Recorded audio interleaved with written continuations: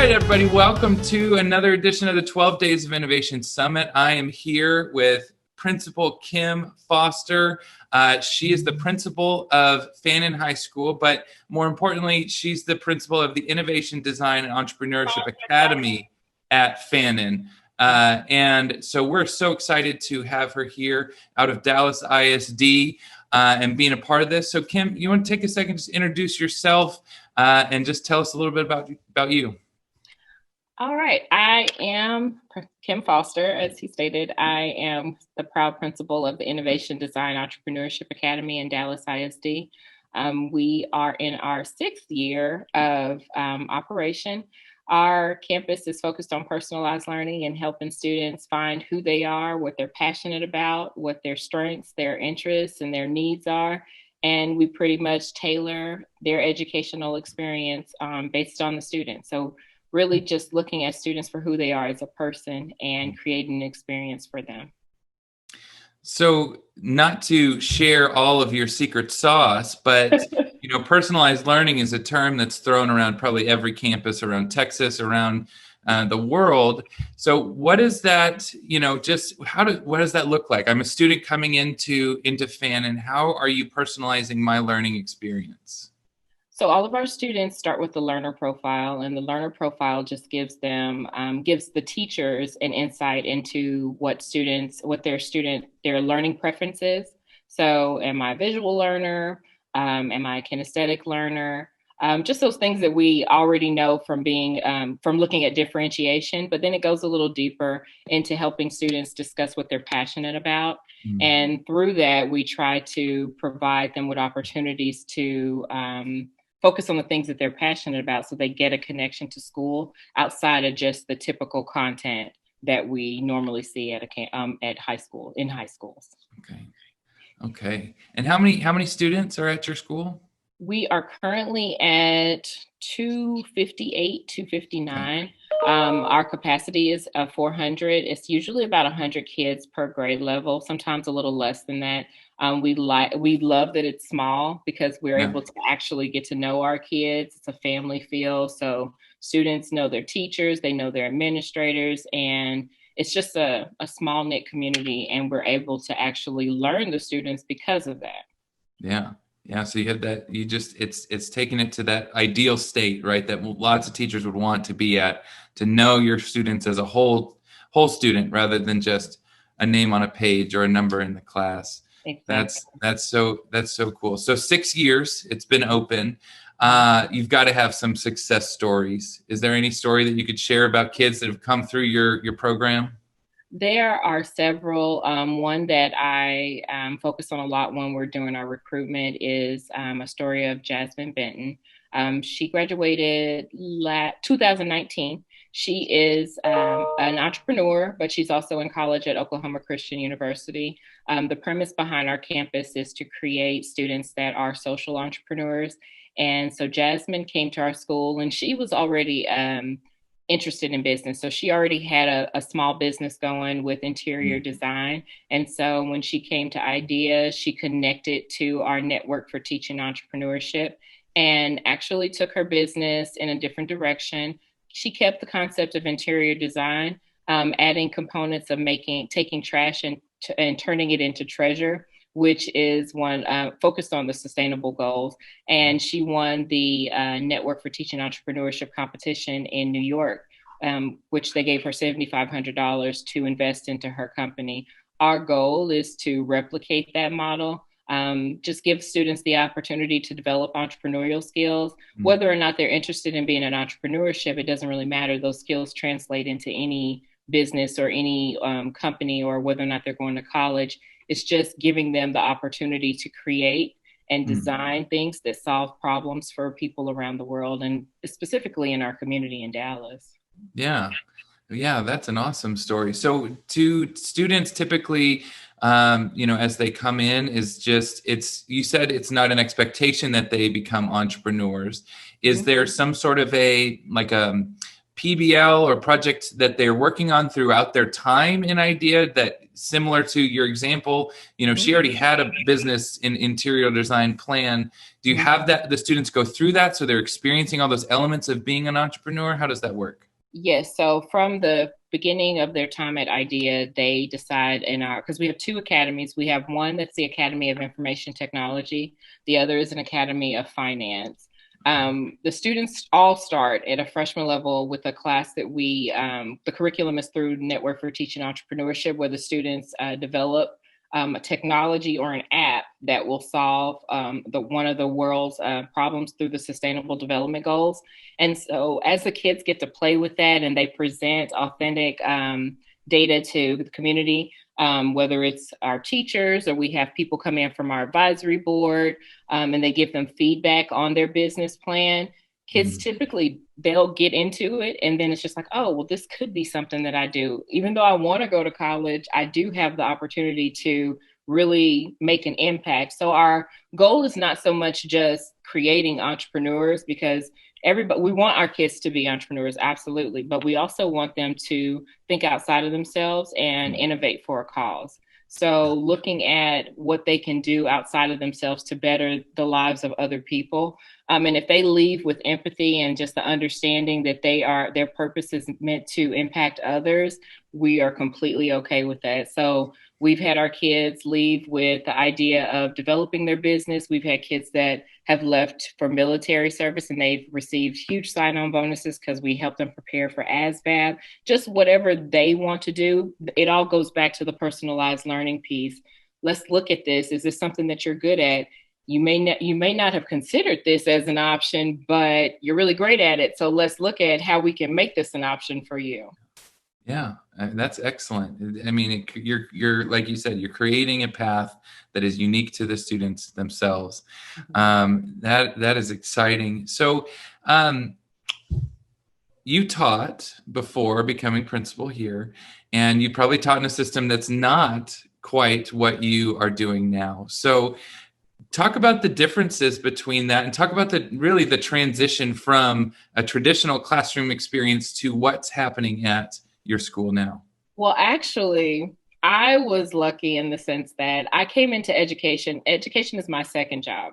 It's my second career. So I came into education and I started as a special education teacher. So everything about personalized learning connects with everything I feel as an educator about supporting students where they are and helping them to see things that they never saw for themselves. So my vision is a little bit skewed in the sense that I always had this vision of providing students with, the opportunity to learn in a way that is authentic to them. But going into other roles that I've had in education, because I have worked everywhere from elementary, middle to high school, and from smaller campuses to larger campuses, I have seen, the one size fits one model. And there's nothing wrong with, at some point, certain ways have worked. So we can't turn our head and say, oh, we're better than, what people are doing. No, we're learning as we go. And we have not, figured out exactly what personalized learning looks like. It's always changing. Every year, something new is happening on our campus and we're trying something different. And that's the whole purpose, is to fail forward. Let's look at how we can provide an experience for our kids. So I think when I look back on my time in the classroom and just my experiences from other schools, what I look at is the kids that we missed. So what were some things that would have made that student more connected to school? What are some things that I felt certain students were missing, and the ones that fell in the cracks? I hate that term, but the ones that didn't live up to their full potential, what could we have done to make it different? And it always goes back to the relationship part. And so even with personalized learning being our premise, the number one thing that I have a focus on our campus is the relationship piece. If a student has a person or someone that they can connect to, it doesn't matter what their experience has been on previous campuses. It doesn't matter if they feel like they're terrible at math or they're terrible in English. once they have that relationship with that teacher, they feel like they can do anything. And so at that point, you just kind of keep, that person connected to them, which is the reason why we have our mentoring program. Mm. So we have community members that come in, but we also have teachers that mentor. The admin team, we all have a person, and we just look at how we can help kids connect with a relationship. I perhaps like one of my favorite TED Talks is with Rita Pearson, and she talks about how students don't learn from people that they don't like. And I believe that. And so everything that I do on this campus is about connection and helping students find a person that they connect with. It might not be me because I'm not everybody's cup of tea. I know that. But as long as they have at least one person or even from the office manager to our teacher and teaching assistants, if they have just one person, I feel like we've done something and we have moved them a little bit closer to realization of their potential. So I think that's what I take from my previous experience. Like I said, I never knock, traditional models of education because for some students it works. I think personalized learning is truly about best fit and self-direction for students. And for some students, they want to learn in a space where it's more traditional. Yeah. Until they're exposed to something else. So I think that's where the innovation comes in. When you expose them to something different and let them have that trial and error, and we fail forward, I think kids will do amazing things when they have that environment to thrive in. Yeah, absolutely. So we've been talking about the students, Mhm. and you've got a unique, obviously, expectation. So you have to have some unique teachers and specific types of teachers that are coming into your building and you're bringing in and as you're leading them. So what are the I know you have a great group of teachers. What are the highlights of the teachers? What are you looking for in your teaching core that you've got there at your school?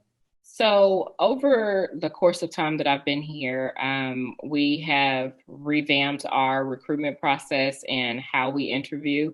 And so, one of the things is just how take this lesson and make it different for me. Mm. So, everybody that's on the panel will give them a learning style and say, "This is how I learn best. This is how Miss Bob, my assistant principal, or Mr. Sanchez, the coordinator, this is how we learn best. I want you to take this one lesson and create something amazing for the three of us." Or how would you make this into a project, an authentic assessment for students who might not be great test takers, but are excellent speakers? Yeah. So we have them go through the process of planning it out, doing a lesson, presenting that lesson, getting feedback on the lesson, because the feedback part is the most important part of it. We don't just have feedback from the administrators to the teachers. We have teachers giving teachers feedback. Everybody participates in a learning walk so that we can learn from each other, share best practices, and also determine what's not working on our campus. And so if you're not able to take that feedback and then say, okay, well, this is what I'll do next time, or this is something I'll try next time, then automatically that's going to be something this is probably not going to work for you. The next part is just how do you connect every lesson? So when you come in the classroom, what's something that you do to make a connection to your students every day? And it doesn't have to be a 10-15 minute presentation, just what's a quick check-in that you can do for the social emotional learning part of what our school is about. And so when the teachers go through that, surprisingly, we do have teachers that'll say, no, I'm not interested. They don't want to go through those steps, and that's okay. That works for us and they know what works for them. But I think in the long term, I guess in the bigger picture of things, when you're looking at it, personalized learning takes a lot of planning. It takes a lot of intentional design. It takes a lot of thought and consideration for the end user, which is the student. So design thinking and going through the process of having empathy for your students. And especially now in COVID, they're sitting in front of a computer. So how can we make this a good experience? How can we connect how can we still offer the things that make our school great, our clubs, and make those things virtual so that kids can have a moment, or even teachers, so that people can have a moment to decompress and not worry about what's going on around us in the community and not focus on instruction, literally just focus on what you like. And so our clubs, we've started that, and that's going.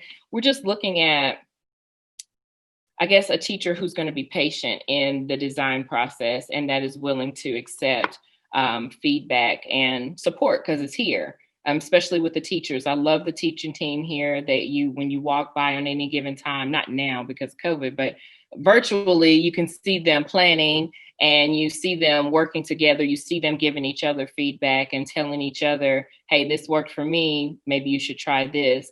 And so I think that's what it's all about. Everybody in the building is teaching and learning.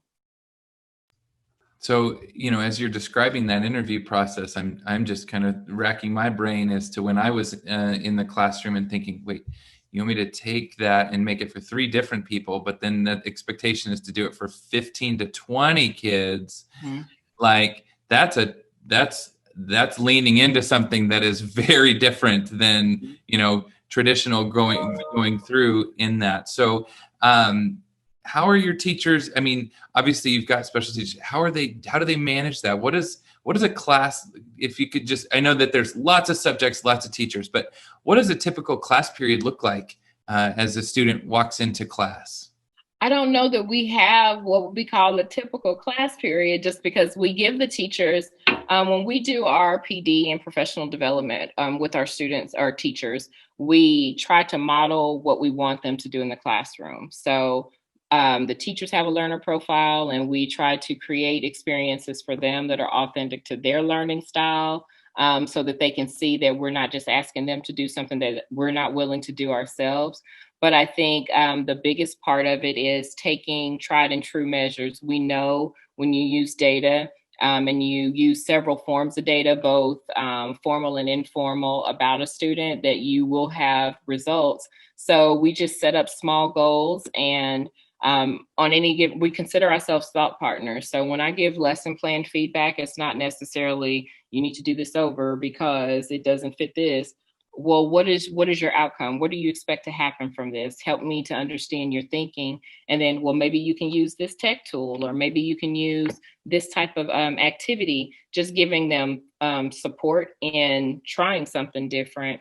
I think when it comes to the classroom experience, you might see station rotation. You might see hyperdocs for self-paced learning. So for our kids that are able to just give me the outcome, the learning criteria that you want me to accomplish, and give me the internet, which puts the world at my fingers, and I can get to where you want me to be. Those kids, they have the hyperdocs. For our students that need direct teach, they might be at a teacher table. So the things that we take for granted at the elementary level, we've brought back to the high school level. So station rotation works. Having time face-to-face with a teacher works. There are students who are able to work on their own. That works. So let's look at your particular, with the teachers, we look at trying one thing, perfect that, add something else, perfect that, instead of, here you go, here's everything, I want you to innovate and make the world great. It doesn't work that way. It's really just about, let me find this one piece. How can I take in just a small piece of what's going on with my student and incorporating that into my lesson? And what you'll find is that once they see just a little bit of success with it, teachers are willing to innovate and try stuff that's different. For my math teachers, it's gotten down to the point to where they have certain videos of themselves that they've recorded. Kids are able to go in and watch the video, do the lesson, show what they know, move on. I've had an Algebra 1 teacher use lock boxes or the digital escape. And so those kids go through a whole unit on their own. She had to put the work in ahead of time of actually planning out what they needed to know by the end of the unit. And we saw the gains in our students. We've had some of our students that receive special education services never pass the STAR test in math. and then they go to Miss Ramirez and they've had success in that area. So we're looking at those little pieces and how we can incorporate those pieces, because what works in Algebra 1 is not necessarily going to work for AP Lit or AP Language. So we just literally let the teachers, we motivate everybody to do something. Long as you're trying, I'm okay with it. And so, and the kids we get feedback from them as well, because that's important. They're the user. So empathy interviews, getting feedback with just a simple survey. Hey, how are we doing? One of the things that our district does that's amazing is the student survey. And that literally talks about the culture and the climate and how kids are feeling. And so we use that data to help drive decisions. So that's probably one of the best pieces of data that I feel with regards to kids that we can ever have in order to build this family feeling on our campus, but also to create experiences for our students. Yeah, absolutely. Oh, that's so good. So you kind of mentioned it here, and I am curious. So the STAR test, for those that don't know, in Texas, is our state standardized test. I'm curious about how your kids do with the STAR test, because it's not traditional, in the sense that there are teachers that are so focused on those standardized tests and they have their way of doing it, and that's it. And now here you're saying, well, we've got this personalized learning experience. You mentioned one kid that had never passed the STAR, goes into this Algebra 1 teacher's class, and boom, passes the STAR. So what have you seen as over the years at IDEA as far as the success with the standardized tests? I think with personalized learning, when you're looking at it holistically, math tends to lend itself best to personalized learning, because you truly can go down to whatever level or whatever prerequisite that a student needs in order to kind of build them up to where they need to be. With other content areas, as a campus, we're still growing. We definitely have not arrived with regards to STAR. And making sure that every single student is passing at a mastery level, because that's the goal, right? Is for every kid to be able to show what they know at a mastery level on STAR. But I think with that, it's not our only focus, because what we do know is that not every student is going to be a master student on STAR. So we look at the growth. And so for the last year and a half, my focus is on growth. I think that helps my teachers remove some of the anxiety of feeling like I need to get every kid to mastery. No, we need to show that when our kids come to us, that they are growing. And so that's our area of focus right now as a campus, is taking that basal data, using MAP testing for reading and math, and just figuring out what type of plans can we put in place to make sure that by the time our kids leave us, that they're growing. And I think if everybody looks at it from that perspective, regardless of STAR, if you get your kids to grow, you're going to meet the metrics that you need to for STAR. So I think our focus right now, just on our campus, is looking at how we can, and I think in our district, is just looking at where can we support our students and help our students to grow. Yeah, great. Yes, absolutely. I think that makes complete sense. It's about improvement. It's about growth, just as you have been talking about your school in general. Everything is about failing forward, trying again, building it up. All right. So then let's talk about pandemic teaching and how that's going, right? Because everybody's affected by it. Everybody's been affected by it. Schools are in and out, open, closed. Kids are up and down about it. Parents are up and down about it. Teachers are all over the place. So how has that been going for you all in over the span of the last 8 months? So I think the best thing that could have happened for me, I actually started the school year at home on maternity leave. And so I had my children were doing online learning, virtual learning, because we didn't send them back. And so for me, I got a chance to see what was happening in the classes of my children first, and then just kind of taking that in, the toll that it was taking on my child. I'm an educator, and some of the stuff that my daughter was doing, and it was intermediate, so she's in the 6th grade. So some of the stuff that she was doing, it was just like, oh, I don't know, like, I don't know how to support you in this. And I know the content, but your teacher's teaching you a certain way and I don't want to mess that up for you. So I was able to see it from the parent side. I saw my daughter's frustration on her end. And then I just saw how hard teachers are working. So when I came back, my whole thought, and even before I went on maternity leave, before we left in the spring last year, my whole thought about this whole thing is just grace for everybody. Um, Teachers are doing their best across the world to make this work for kids. And so for us, it it felt like everything that we talked about with blended learning and it's just all coming true at once. So everything we talked about, let's reimagine education, let's get going with supporting students in a flipped classroom. All of that is a must now. So now it's just like, okay, well, how can we perfect these pieces and how can we make it better? But then you have to take into consideration each student. Students have things that are going on at home. COVID has impacted more than just the classroom. It's impacting parents and their jobs, and some students having to work to help support at home. So my conversation with my teachers is laced with grace, and so I want them to extend that grace to their students. Not just we're not going to push kids on just because. We want to hold them accountable. We are going to hold them accountable. We have conversations. I've been hosting one-to-one Zoom meetings on my kids that I haven't seen in classes. Like, where are you? What's going on? What do you need? And I think if we're having a service mindset with it, it tends to come out a little bit better than, okay, you're going to get this F because you didn't do anything. Well, let's talk a little bit about why you haven't done anything. And while right now you are at this grade, our goal is that we're going to set up some time and I need for you to come into this Zoom room with me and let's get this done.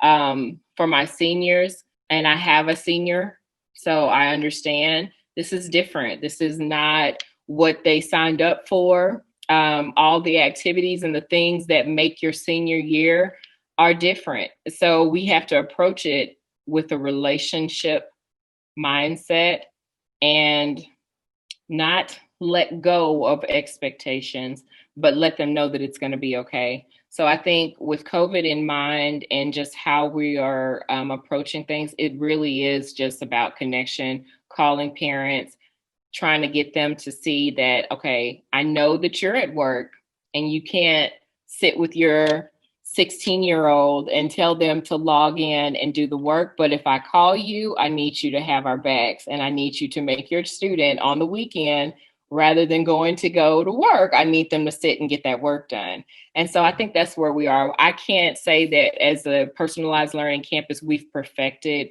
what instruction looks like during COVID, because I think we're having the same struggles as other campuses. The difference is that I think the difference is our mindsets and how we're approaching it and just looking at the relationship piece and figuring out how we can tie it in. So the first thing that I did when I came back was, okay, we got to get our clubs going. Well, how are we going to do clubs with the kids at home? Oh, we're going to do virtual clubs. We're going to make it work. And so every other Friday during the school day, during fifth period, we have academic clubs one Friday. The next Friday is interest-based clubs. Our academic clubs are UIL, debate, chess. We try to get our kids to participate in competitions that they normally would not do.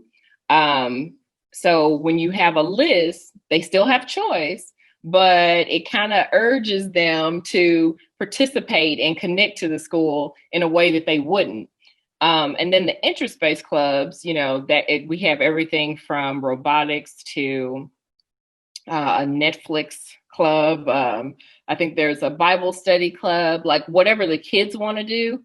And then they have to find a teacher sponsor. So the teachers typically will take, if I'm interested in yoga, I'll do the yoga club. So everybody, I have a club. I work with the student government. My assistant principal is working with peer tutors.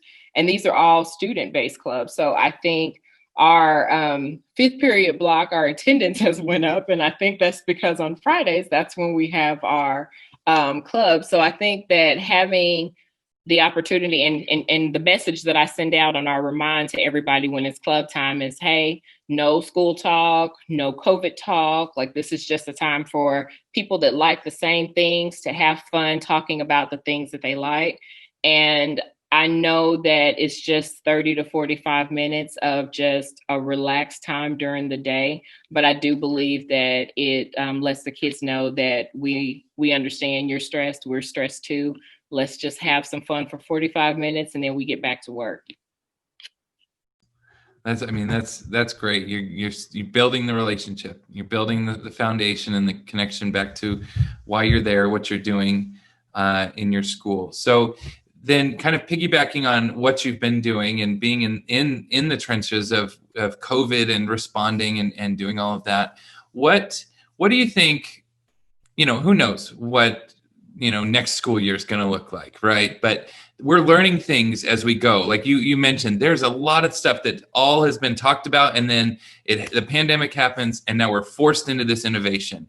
And whether you like it or not, you have to go online. Whether you like it or not, you have to learn about video and Zoom and all of those things.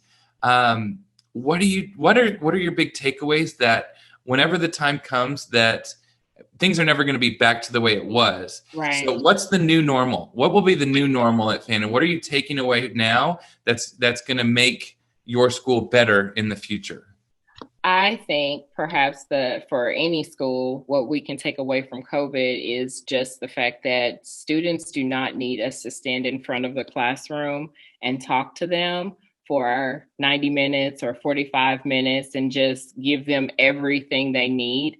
The world that we have is completely different than the education that I received when I was in elementary school only a few years ago. It's just completely different. So I think the push to create self-directed learners is going to, right now it seems like a struggle, but I think in the long run, when we're looking at data some years down the road for kids when they go to college, this is going to benefit them. Our students, we need them to be able to utilize resources. Everything they need is there. So rather than telling them things that they can Google, let's talk about how they can create. Let's talk about how they can expand on the knowledge that they're able to find and make it better.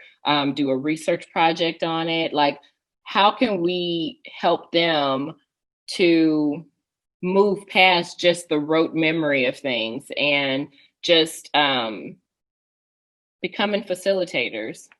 Like, just take the term teacher out, because at this point we are facilitators of learning. And I think if we can step back and I know my principal, when I was a teacher back in the day, she would say something about being a guide on the side. I don't think that I really understood that until like now. We really are guides on the side. And I think it's forcing us to do what we need to do in order for our kids to be creative and to be innovative and to think on their own without someone telling them what the exact answer is. We know in math, there's an exact answer. For everything else, we can do a trial and error to get to an answer that is right for now, but it might change later. Just teaching them how to think. This is the best, I think.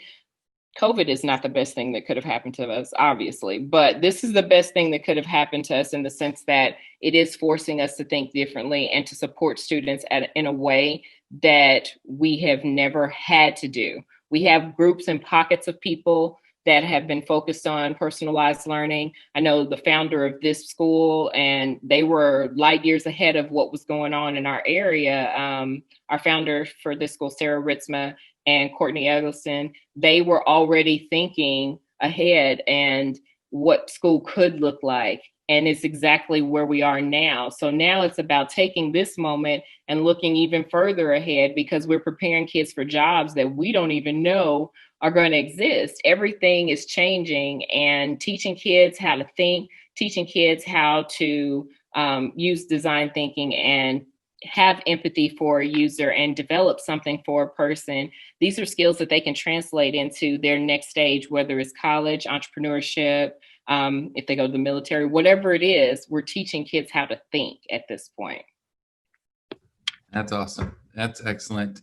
Well, Kim, thank you for being a part of this. It's so cool to be able to connect with a fellow educator in the Metroplex area, and honestly, one of the coolest high schools I think in the state, in the IDEA school here at Fannin High School. So thank you so much for being a part of this, and just look forward to seeing what else can come from your amazing community.